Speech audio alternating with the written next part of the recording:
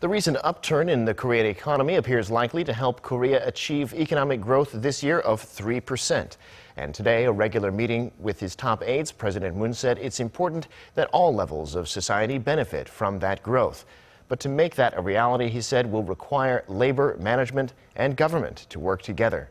Our Blue House correspondent Hwang reports. President Moon declared Monday that South Korea's economy is at a very significant turning point. Meeting with his top aides, President Moon noted that economic growth in the third quarter reached 1.4% in spite of external and internal difficulties, including North Korea's nuclear provocations. And that, he said, puts the government's goal of 3% growth for the year comfortably within reach. Notably, the figure of 3% was recently revised upwards by 0.4 of a percentage point from a previous estimate in July.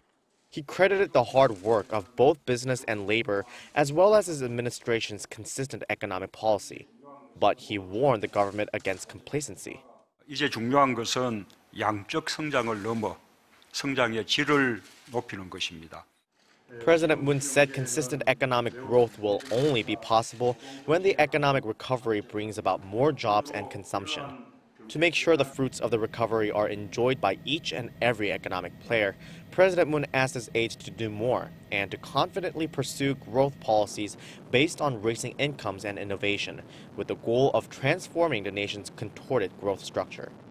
The South Korean president also stressed that the government's efforts alone are not enough to achieve such a shift, and asked for dialogue and participation from labor and management as well. 경제정책과 노동정책에 관한 사회적 합의는 결코 쉽지 않은 일이지만 반드시 해내야 하는 시대적 사명입니다.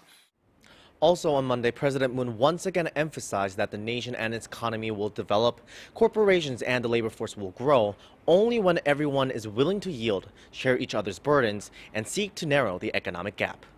Hwang, Arirang News.